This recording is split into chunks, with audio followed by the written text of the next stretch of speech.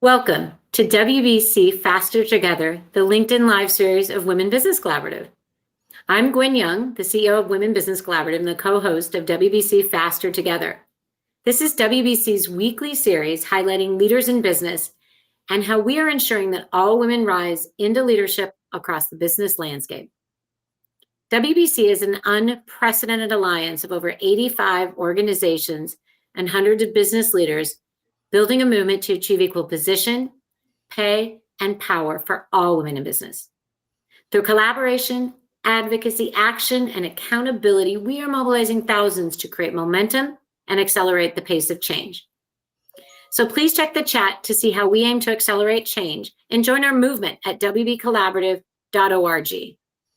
So each week in this series, we offer different ways to advocate change and accelerate impact by presenting data, research, and best practices, by lifting up the power of women's voices for change, and by showcasing leaders committed to allyship, inclusivity, and driving corporate purpose.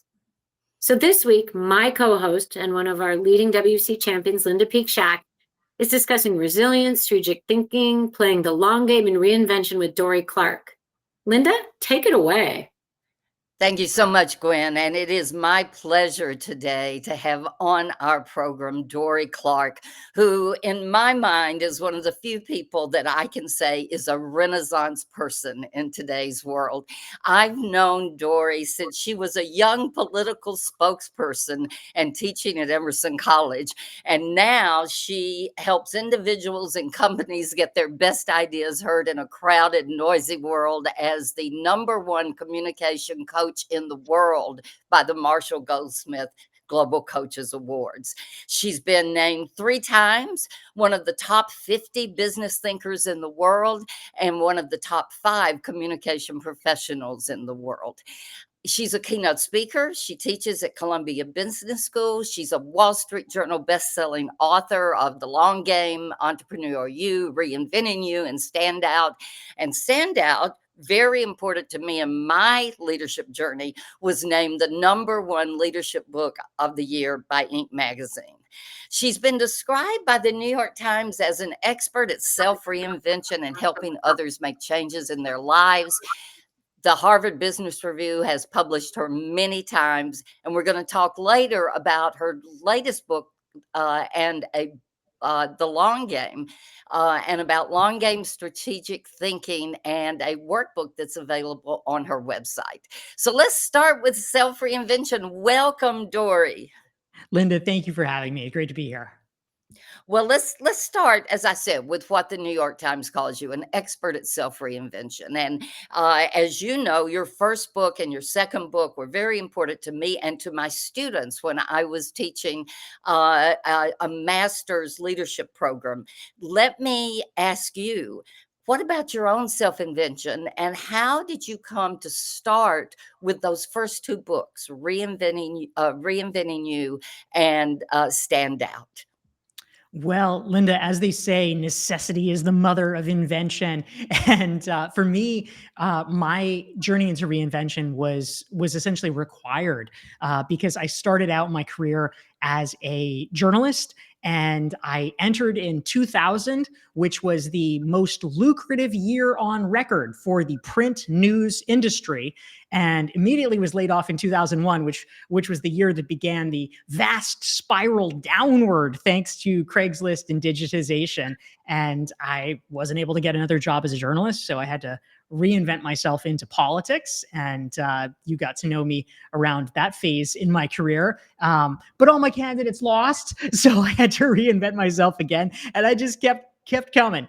But what I realized in the process of all of these kind of forced reinventions is that ultimately in the modern business world, it's not just me. I had some sort of structural bad luck with journalism, and I had some, electoral bad luck with the campaigns. But the truth is, things are moving very fast now. Skill sets are getting obsolete. New skill sets are being required.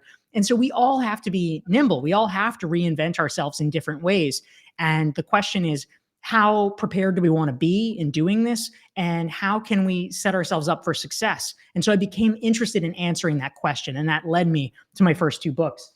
which you mentioned, reinventing you and stand out. Well, and I think both Reinventing You and Stand Out led to what many of us have benefited from, and that is your recognized expert mastermind group. Can you talk a little bit about the notion of being a recognized expert and the ideas from those first two books that led you to beginning that group and beginning that program? Yeah, thank you, Linda. I mean, as I was building my own business, doing communications consulting and marketing strategy, I realized very quickly, as anyone who's self-employed does, that you have to get your ideas out there. And I also came to realize that there's a bit of a fundamental challenge because having good ideas in the first place to share and then being able to disseminate them actually are two different things and two different skill sets. And many people possess one, but if you don't have both components, your ideas just kind of sit there, which is frustrating for you. It's frustrating for the world because the world's not benefiting from them. So I wanted to try to close that gap. And so I began studying the question of, what enables someone to get recognized publicly for their expertise. And I developed a course and community around it, which you're now part of, which is wonderful. But fundamentally, it comes down to three things. I'm happy to go into more depth about any of them. But broadly speaking, it's about content creation because you need to share your ideas publicly so that other people can see what they are. There's social proof because you need to have markers of credibility so that other people can see at a glance that you are worth listening to. And number three is your network because you need people to amplify your message and you need to be part of the public conversation. It's very hard to be a recognized expert in a field if the other people who are recognized experts are like, who the heck is that? Yes, and I want to talk about that one in the middle, that social proof, because I think sometimes, and this is the Women Business Collaborative, LinkedIn Live, sometimes women have a hard time with that notion of social proof, of putting yourself out there and explaining who you are and why people should listen to you. Can you talk a little bit about that? Yeah. So I think what's helpful here is maybe to give some examples of social proof because ultimately, we know we live in this society where we're overwhelmed with information. There's too much to take in. And while it would be really nice if we lived in a world where everybody that you meet is like, let me take the time to really understand who you are and what you do best and what your core competencies are. Of course, we typically don't because people are too busy, they're too rushed. They're not going to spend that much time cognitively on any one person. And so we need to give them a quick way to say, oh yes, let me listen to this person. And so it could be in a variety of different categories. It could be places that you have written for, like high profile publications. It could be places you've been quoted in. It could be conferences that you've spoken at. It could be companies or individuals that have been clients of yours that they've heard of. It could be your credentials. Maybe you have a PhD, or maybe you went to certain high profile schools. It could be, in the case of books, in the back of every book is endorsements. So it could be who is willing to vouch for you. These are all categories of social proof. And sometimes people are like, oh, but I didn't do this or I don't have that. And the truth is, for any of us, there's plenty of things we don't have. I don't have a PhD. I don't have an MBA. That's a thing that I could, if I had a deficit mentality, get hung up on. But what I realized is there's a lot of other things that you can have. And even if you don't have them today, if you're strategic, you can go get them. I actually cold pitched universities and including Emerson, where we first met, in order to start teaching there. But once you have taught at some universities, people look at that and they say, oh, well, she must know what she's doing if she's taught at these universities. So it begets other opportunities. So I think what's great about accruing social proof is that once you have it, it leads to other opportunities, and it makes it much less likely that you will have to do chest thumping about, oh, I'm so great, listen to me, because your credentials actually do enable enable your resume to speak for itself. But you can't just count on that to happen. You have to take the steps to get the social proof, and then it will do the work for you, like a domino tipping over other ones. Yes, yes. And I've seen in the recognized expert group how that has worked for so many people. Now, let's talk about one part of Standout, your second book that was the number one leadership book of the year by Inc. magazine. I'm fascinated by the workbook that you have for Standout, because one of the questions that you ask is, what is not happening in your industry that you think should happen? Can you talk about some of those questions that you ask people as they think about what ideas they have that will make them stand out? Yeah, absolutely. And thanks for your great questions. We're talking about my book Standout: How to Find Your Breakthrough Idea and Build a Following Around It. And you're right. We have a workbook associated with it, a free workbook. Anyone can download it at doryclark.com/join, JOIN. But it's a series of 160 self-assessment questions to walk you through actually having the process of developing your own breakthrough idea. Because a lot of people, one of the challenges that I hear frequently from people who are aspiring to have their ideas recognized is, yes, I mean, I'm in a certain field, I'm in marketing, or I'm in finance, or I'm in real estate, or whatever it is. And yes, I do that thing, but I don't know how I'm different than other people. My ideas don't feel that different. Everything's been said before, everything's been done before. And lots of people feel that way. And so it's a series of questions that actually helps you hone and refine your point of view so that you can say, oh, wait, actually, I do have a point of view on this, which can be useful.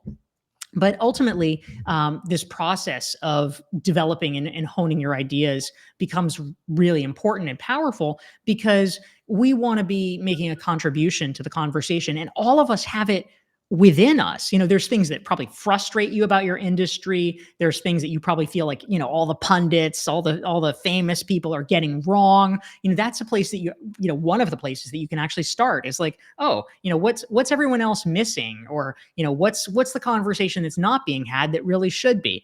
And tapping into those ideas can actually start to get your juices flowing to identify what is unique about your own point of view. Now, I'm curious, Linda, how has this played out for you? How have you applied some of these ideas in your own thinking?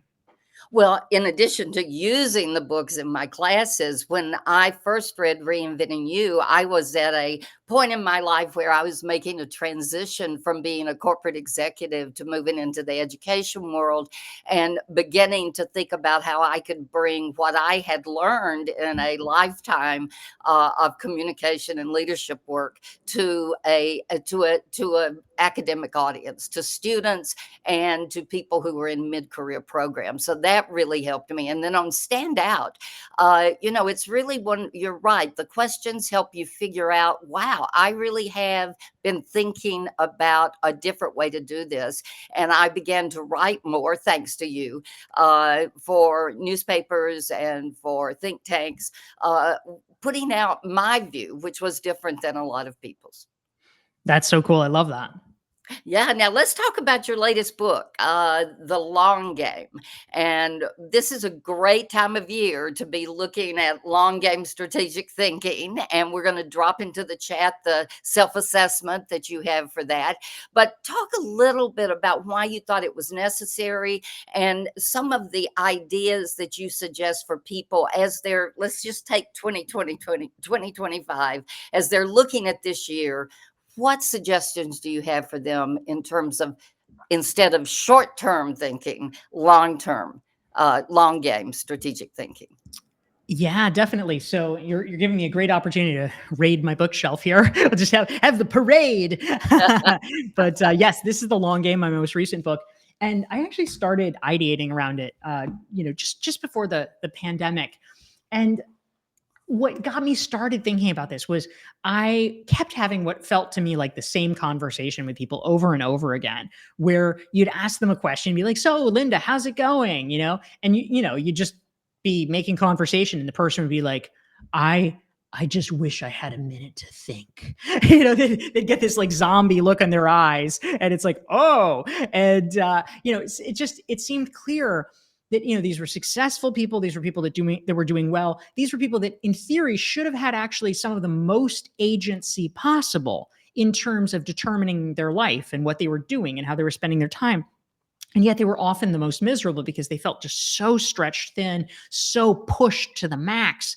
And I began realizing, okay, there's kind of a challenge here because we say we want this goal, and yet we are taking actions on a daily basis that are bringing us way over here. Like, what is the disjunct? These are smart people.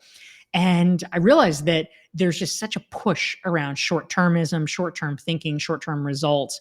And, it's a push in all of society, whether we're talking about the stock market and wanting quarterly results, whether you're talking about a boss that, wants it yesterday, or whether you're talking about sometimes just the pressures that we put on ourselves as humans, even when we kind of know better, but, still you you feel much worse not responding to somebody who sent you an email than you do about not working on the project that you claimed is the most important project for the year, but you're the only one that you're accountable to. And so I wanted to really break that down and understand, okay, how do we get greater alignment between what we say we want, what we claim we want, and what we're actually doing? Because if we can do that, if we can close that gap, it makes it a lot more likely that we're going to get the outcome that we actually want. There's no guarantees in life, but you're certainly a lot more likely to get where you want to go or get close to where you want to go if your actions are in alignment with your stated goals. So that was the idea. Yeah, and recently you wrote about in your newsletter one idea from that, and I need to say here that Forbes has said your newsletter will make you think for days, right? So the idea you recently wrote about was having two professional and one personal goal. Can you talk about that? Sure. Yeah. I mean, 'tis the season for goal setting here. So, everybody has different views about goal setting and New Year's resolutions and things like that. My mother recently uncovered a document which I have just found endlessly fascinating, which is my father's New Year's resolutions from 1974.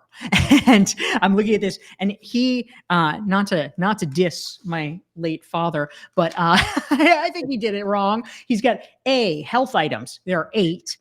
B, wealth. There's 6.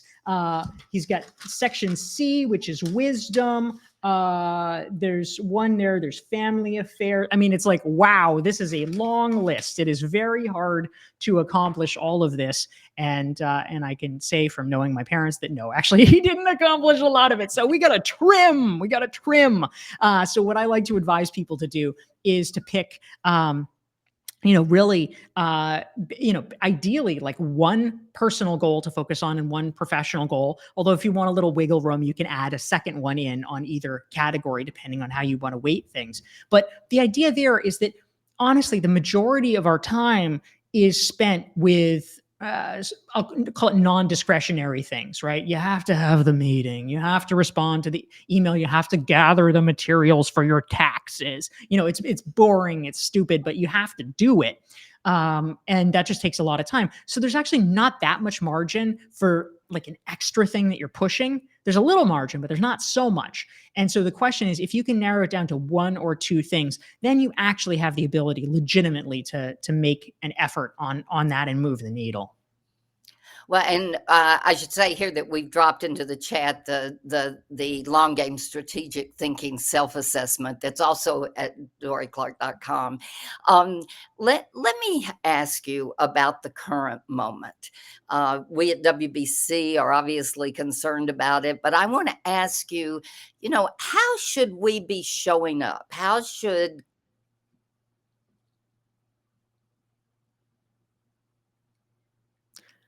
Well, these are such good questions, and I think Linda is frozen. So while Linda gets unfrozen, I'm going to just dive in here. Oh, you're back? I'm back. I'm back. Amazing. So Please go ahead. yeah, you were just saying how should we show up in these current times, and of course, in these current times, what we're I assume referring to is President Trump. Putting the kibosh on all DEI activities and related matters. And of course, that puts things like women's affinity groups really kind of in the crosshairs in a lot of ways. And so I think for me, I am certainly a supporter of diversity issues in general, in the sense that we know from years of studies and years of research that diverse organizations actually create better business outcomes. The benefits are real in terms of surfacing blind spots, uncovering new opportunities that a homogeneous group couldn't, etc. So I'm troubled by this crackdown. That being said, I think if we're looking for silver linings desperately, what I will say is that it is a useful reminder of something that I think all of us probably did, or at least should have kept in mind all along, which is that Robert Putnam, the sociologist at Harvard, has broken down types of sort of political capital that people have in their relationships and in their networks. And there's two categories he talks about, which is bonding capital and bridging capital. And bonding capital is relationships with people that are like you, and bridging capital, of course, is relationships with different types of people. And I think that a mistake that a person might make is spending too, and this is true for almost anyone, whether you're in a majority group or a minority group, but it's spending too much time with people just like you. That's a very common human thing. And so if you have someone who's like a female executive, for instance, and if her entire network was other female executives, that's probably not great, actually. Like, you want to have plenty of nice, deep relationships with other female executives, but that is, in fact, only half the planet. And so it is a reminder for us that we need to have both bonding and bridging capital, that we need to be mindful of, yes, let's make friends with people who have similar backgrounds, similar experiences, and also let's focus on moving outward and building relationships with people that are not like us, and not siloing ourselves, because we need to play in the full game, the full field, rather than just a corner of the field. Well, we at ABC, at WBC, we always conclude with a call to action. I think you just gave us yours, but would you like to add anything to that as a call to action? Well, I think that related to all of this, and this is a great New Year's resolution for people who are still looking for one. Um, Focusing on building our networks is, it's always been important, of course, for success in the professional world. I would say that it's even more important now than ever, because there's a lot of disruption going on. I mean, with the very uh, if we're being complimentary, bold, if we're not being complimentary, reckless moves that President Trump has been making over the past week. 2 million workers, let's buy them out. Or federal grants. Oh, let's freeze all of them. There's a lot happening, and there's a lot of uncertainty, much more than is normal. I say in air quotes. There's not much normal these days, but certainly it is a heightened level of disruption.